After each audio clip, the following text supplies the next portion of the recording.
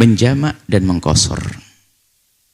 Jadi ada, kalau tujuan perjalanan Anda sudah melebihi 80 kilo atau 84 kilo kurang lebihnya, maka di sepanjang perjalanan Anda boleh menjamak sholat Anda sekaligus mengqashar, yang 4 jadi 2. Kami sempurnakan jawabannya. Kapan saya mulai menjamak, boleh menjamak dan mengqashar? Anda mengqashar. Kalau mengqashar Anda memulainya harus di saat Anda sudah berada di perjalanan. Biarpun baru keluar dari kota kecamatannya. Dari Sumber sini kita keluar ke Ciperna, itu keluar kecamatan. Kita mampir masjid di sana, sholat duhur 2 rakaat sekalian sama asar sah. Karena tujuannya Semarang. Tujuannya lebih dari 84 km. Sepanjang perjalanan boleh. Dan hendaknya kita mengerti tentang rukhsah semacam ini biar pepergian Anda lebih enak, lebih nyaman. Cuman ada sebagian ibu-ibu, bapak-bapak juga yang mungkin malas mengajinya, itu susah mengqashar sholat. Padahal itu ada kemurahan dari Allah. Sholat duhur cuma 2 rakaat, ada diskon, pahalanya lebih banyak lagi, kan enak. Cuman karena kadang tidak mengerti hal-hal yang demikian ini. Kemudian di saat kembali, mungkin ya, anggap sajalah, ini biasanya kami contohkan orang yang dari Jakarta. Pesawatnya, keretanya jam 5. Turun di Cirebon jam 9. Kan begitu. Sholat maghribnya kan nggak ada, bolehkah saya niat menjamak di rumah saja? Yang jelas sepanjang di perjalanan kita niat menjamak. Supaya kita tidak dianggap sebagai orang meninggalkan sholat. Kita berencana untuk melakukan sholat di jalan. Biarpun ternyata tidak bisa nanti. Maka Anda tidak perlu memaksakan diri untuk turun pada akhirnya di pinggir jalan Indramayu sana sampai anaknya yang 4 pada tidur, nanti tinggal sholat nangis, malah ketinggalan 1. Tapi Anda bisa langsung pulang ke rumah, melakukan sholat di rumah, maghrib di rumah jam 9, sholat maghrib dan isya di rumah. Tapi Anda sudah niat tadi untuk menjamak, untuk menarik sholat maghrib ke waktu isya. Dan Anda ternyata tidak melakukan sholat maghrib di jalan sama isya di jalan, tapi Anda tetap melanjutkan perjalanan sampai di rumah. Dan di rumah bukan jamak, sudah nggak ada lagi jamak karena Anda sampai di rumah. Tapi namanya sholat qadha, mengqadha maghrib yang Anda tinggalkan di perjalanan. Cuman yang harus jadi catatan penting bahwa mengqadha maghribnya Anda adalah mengqadha yang tanpa dosa. Jadi nggak usah takut. Kenapa tanpa dosa? Karena Anda waktu meninggalkan maghrib berada di perjalanan. Jadi tidak perlu memaksakan. Tapi jangan disebut sebagai sholat jamak dalam bepergian. Wong Anda sudah sampai di rumah. Ini bukan disebut sebagai sholat jamak. Jadi Anda mengqadha maghrib 4, asarnya, isanya tetap 4 rakaat karena Anda sudah tidak di perjalanan. Ini yang sering diqadha bila ithmin. Orang menganggap nggak boleh sehingga dia memaksakan diri harus pergi turun di musola mana sampai anaknya keleleran pada nangis, tasnya hilang 1. Anda pulang langsung ke rumah, sholat di rumah yang enak, maghrib 3 rakaat, kemudian setelah itu sholat isya. Cuman sholat maghribnya namanya sholat qadha. Namanya qadha, tapi qadha yang tanpa dosa, nggak ada masalah. Jadi kalimat tidak dosa ini yang kadang tidak dihadirkan, menganggap qadha, astagfirullahaladzim pakai qadha. Ya, qadha tanpa dosa. Kenapa dikatakan tanpa dosa? Karena waktu Anda meninggalkan maghrib, Anda berada di perjalanan. Seperti itu. Jadi nggak usah memaksakan Anda turun di pinggir jalan, apalagi barang dagangan Anda banyak, anak-anak banyak dan seterusnya. Ini kemudahan karena punya ilmu. Langsung berjalan, pulang ke rumah, sholat. Cuman Anda tidak dapat diskon. Kalau Anda ingin mampir di masjid, di jalan, isaknya dapat diskon dari 4 jadi 2, lumayan. Tapi kalau di rumah harus 3, 4. Seperti itu. Dan masalah-masalah seperti ini, sholat-sholat, masalah kemudahan dalam bepergian pun kita harus punya ilmunya. Mulai dari cara bersuci, istinja dengan tisu, mulai cara berwudu yang gampang. Kemudian sholat nggak usah bingung dimanapun tempat berada asalkan halal. Tidak harus pakai sajadah, tidak harus pakai mukena, yang penting menutup aurat. Dan ini harus dipahami. Supaya sholat ibadah itu mudah, nggak ada satu orang pun meninggalkan. Sholat kami kemarin duduk dengan 2 orang, yang pertanyaannya mirip-mirip. Mereka adalah seorang yang pejabat lah bagaimana begitu. Dia bercerita, saya itu kalau sholat itu bingung pakai baju begini nih. Kadang merasa, gini, sholatnya gimana ya? Apakah boleh saya daripada baju saya nggak nggak yakin bersih, mending sholat di rumah. Ya nggak boleh dong meninggalkan sholat. Tidak ada alasan orang meninggalkan sholat. Pertanyaan semacam itu adalah banyak. Jadi bingung. Kenapa? Tidak mengerti kalau cara sholat itu adalah gampang dan mudah. Makanya sering kami sampaikan, jika ada satu orang yang tidak bisa sholat, itu yang salah gurunya. Kalau ada orang tidak bisa sholat, yang salah gurunya. Sholat gampang kok tidak sholat, tidak bisa, kenapa? Gurunya yang salah, ngajarinya nggak benar. Sebab sholat itu kan gampang, nggak bisa berdiri boleh duduk, nggak bisa duduk boleh baring, nggak bisa baring boleh telentang, boleh. Nggak ada air, ada tayam, ada wudhu, dan nggak ada istilah orang nggak bisa sholat. Bahkan sampai isyarat dengan pelupuk matanya. Dan menjalankan sholat dengan hatinya. Maka jika ada orang tidak bisa sholat, itu yang salah gurunya. Nah, biar gurunya belajar bagaimana mengajarkan sholat yang mudah dan gampang. Wallahu a'lam bishawab. Poin B-nya, sholat jamak. Nah, digabungkan sekarang. Ya. Jadi biasa Anda dengar jamak qasar, gabung sama pangkas gitu kan. Poin pertama dalam masalah bahasan sholat jamak yaitu hukum sholat jamak sendiri, penggabungan sholat.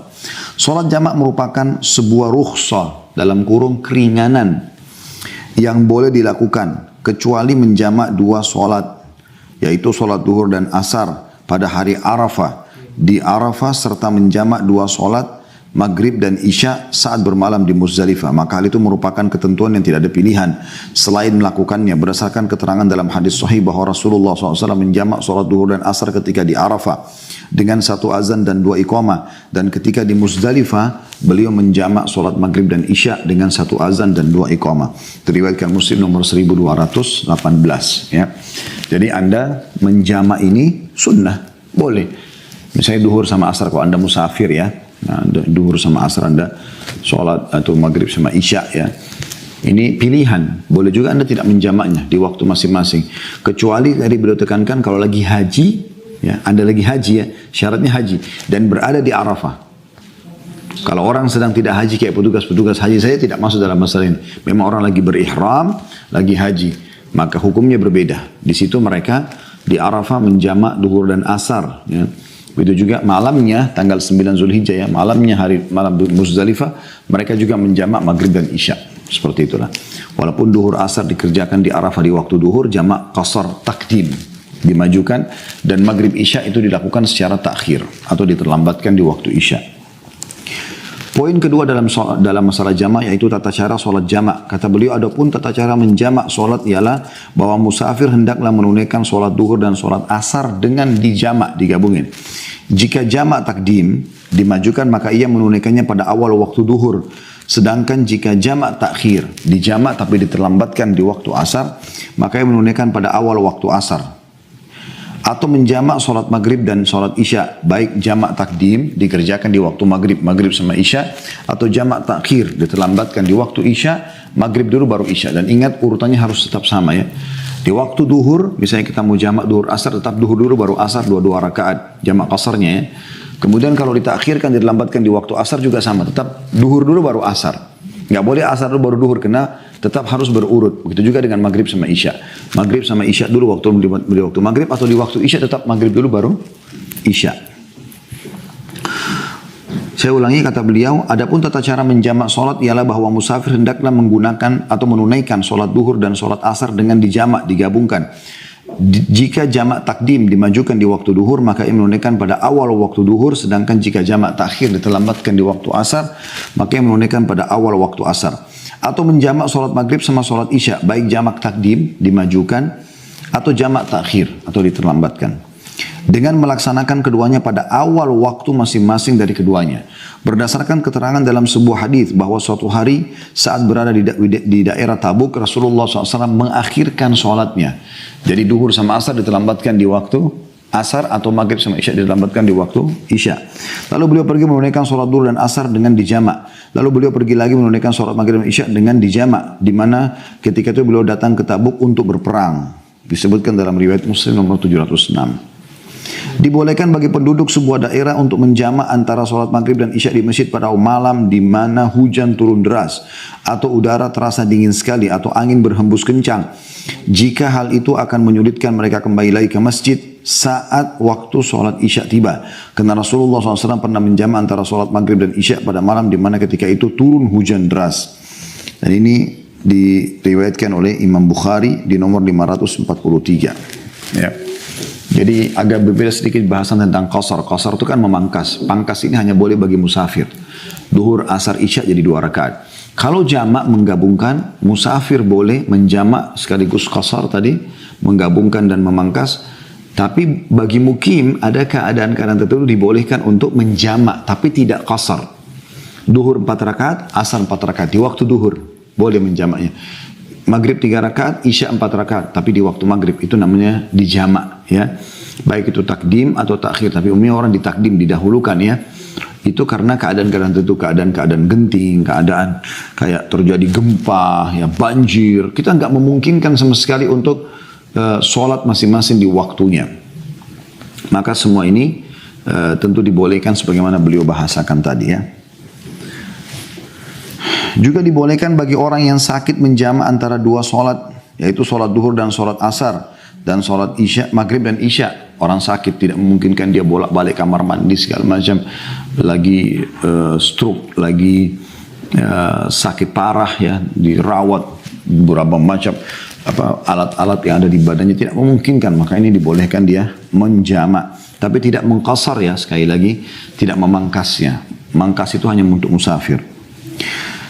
Dikatakan juga dibolehkan bagi orang sakit menjamak antara 2 solat, duhur dan asar, dan solat isya, maghrib dan isya, jika mereka kesulitan menunaikan tiap-tiap solat pada waktunya, karena alasan disyariatkannya solat jamak itu adalah dikarenakan adanya kesulitan. Jika kapan saja kesulitan itu ada, maka pada saat itu solat jamak dibolehkan. Terkadang seseorang menghadapi kesulitan yang luar biasa di saat ia berada di tempat, misalnya mengkhawatirkan akan keselamatan dirinya, kehormatannya dan hartanya. Maka pada saat itu dibolehkan baginya menjamak solatnya.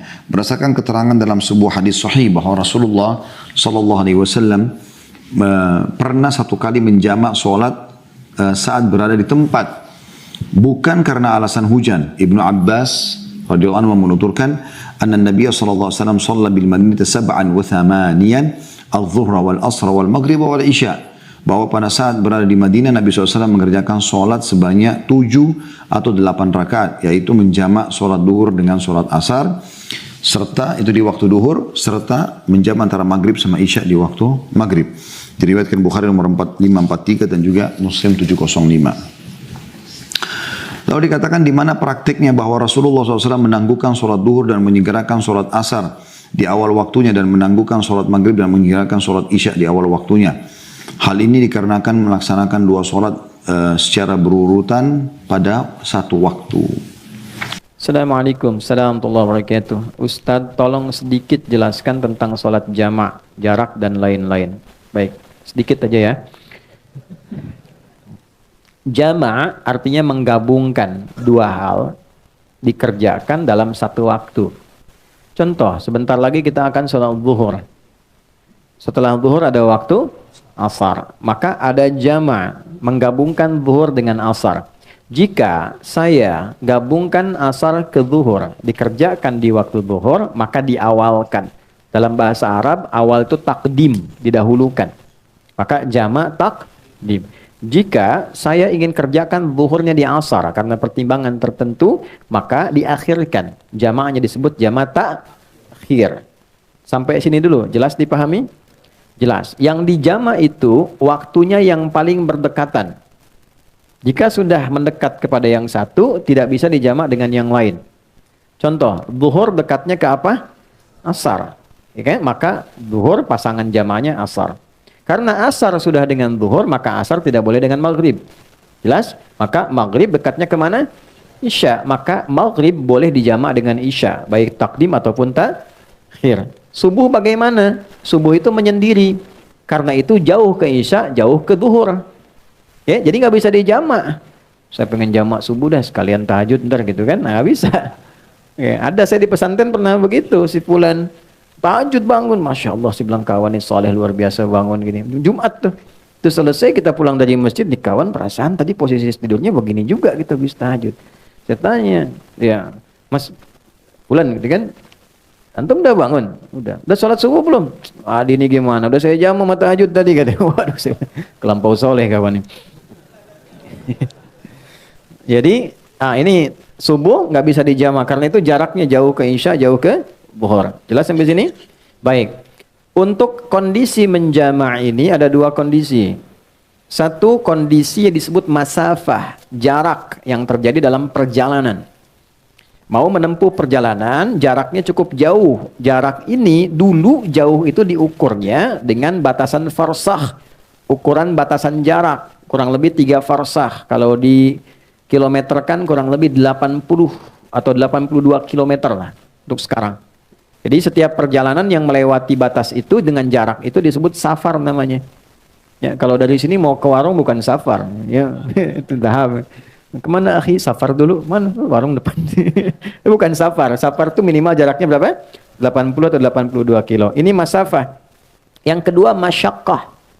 Ya, masyaqqah. Bukan masako. Masyaqqah. Masyaqqah itu kondisi yang menyulitkan menunaikan sholat sekalipun tidak dalam perjalanan. Anda profesi dokter akan mengambil tindakan. Tindakan ini operasi dilakukan dari jam 1 sampai menjelang maghrib. Oke, sampai jam 6 misalnya. Baik, maka kita kan tidak safar. Tindakan dilakukan. Ini akan melewati asar. Maka kedepankan asar, tunaikan pada waktu zuhur. Jelas? Walaupun tidak ada safar. Ya, tidak boleh nanti misalnya saya pamit dulu nih waktu operasi. Begitu dibuka, jantung dibuka, Allahu Akbar. Bentar ya, adzan dulu, salat dulu, ntar balik lagi. Nah, itu nggak boleh. Ya, jadi itu yang disebut masyaqqah. Nah, ada yang kemudian menganalisis ulama, jarak itu pun harus dilihat masyaqqahnya juga. Karena dulu 80 kilo pakai unta. Kan? Atau jalan kaki. Unta kecepatan berapa? Standar rata-rata itu paling cepat dan 60-70. Ya, biasanya 30. Kalau santai banget 10-20. Gitu kan? Nah, nyampainya kapan? Antum dari sini mau ke Bandung pakai unta. Gitu kan? Nyampainya kapan? Gitu kan? Tapi kalau Anda gunakan kendaraan kan bisa lebih cepat. Maka kadang-kadang tiba lebih cepat dari sebelum waktunya. Maka ada ulama yang melihat tetap masyaqqah itu didahulukan daripada masafah. Jadi kalaupun jaraknya ada, tapi masyaqqahnya tidak mendukung, ya tetap yang didahulukan adalah kadar kesulitannya. Tapi ada ulama yang tekstual, yang penting jarak, kalau sudah terpenuhi ya sudah, hadiah dari Allah.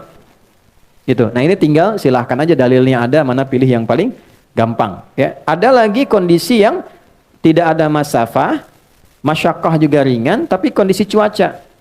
Misal Anda biasa ke masjid nih, ya jamaah maghrib sudah ke masjid, tiba-tiba mau isya hujan besar begitu, geledeknya di mana-mana, ya kan? Nah, itu boleh dijamak seketika juga.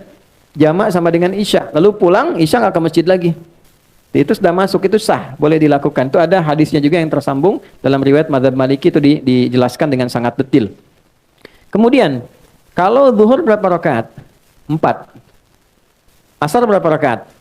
4. Kalau saya jamak, dahulukan asar, takdim ke zuhur, ditunaikan 4-4. Maka disebutnya namanya jamak kamil. Sempurna. 4 rakaat. Jelas ya? Yang kedua, ada kondisi, ini saya sedang nunggu nih pesawat. Saya mau berangkat. Sudah di Halim atau di Soekarno-Hatta, nunggu. Kalau saya paksakan 4, saya ketinggalan pesawat. Ya? Maka apa yang terjadi? Ya, wa idza darabtum fil ardi falaysa 'alaikum junahun an taqsuru minas shalah. Quran surah keempat ayat 101. Tidak ada salahnya kalau engkau khawatir dalam perjalanan engkau mengkosor. Kosor itu mengurangi, memotong. Ya, dikurangi itu jumlahnya mesti genap, harus selalu genap. Jadi yang ganjil nggak bisa dipotong, dibagi 2. Ya, zuhur jumlahnya berapa? 4. Bagi 2 berapa? 2. Hasilnya harus genap, paling minimal 2. Boleh. Ya, maghrib berapa rakaat? 3. Bisa nggak dibagi 2? Tidak bisa. Jadi nggak bisa dikosor maghrib, nggak ada 1,5. Oke? Subuh berapa? 2. Sudah batas minimal, nggak bisa dikosor lagi. Udah 2 dikurangin lagi gitu kan? Nggak bisa. Ya, dan akhirnya pun jadi ganjil 1 kan? Maka jumlahnya yang bisa dikosor cuma 3 waktu, zuhur, asar, dan isya. Nah, kosor itu ada yang sifatnya tunggal, ada yang sifatnya jamak. Misal, saya mau kosor nih, zuhurnya karena perjalanan, tapi saya nyampe Semarangnya bahkan sebelum asar. Maka saya nggak jamak, kosor aja zuhur, nyampe di Semarang saya sholat asar. Kalau saya mau tinggal mukim, jelas? Nah, tapi kalau saya kondisinya memang di sana juga kegiatan, aktivitas, maka saya kerjakan sudah berangkat ke bandara, saya kosor, saya jamak dan kosor, gabungkan asar ke zuhur, masing-masing tunaikan 2 rakaat. Saya hadir di sini mengajar, saya kan lagi pergi nih, safar, jalan. Di sini saya ikut dengan Anda mukim tinggal di sini. Maka zuhur saya jadi imam misalnya. Saya tunaikan zuhur 4 rakaat, saya qashar asarnya 2. Itu namanya jamak kamil dan qashar. Ya, kamilnya untuk yang zuhur, qasharnya untuk yang asar. Paham sampai sini? Paham ya? Nah, apalagi misalnya nanti karena permintaannya sedikit. Ustaz, tolong sedikit jelaskan. Nah, itu yang sedikit sudah saya sampaikan. Wallahu a'lam bishawab.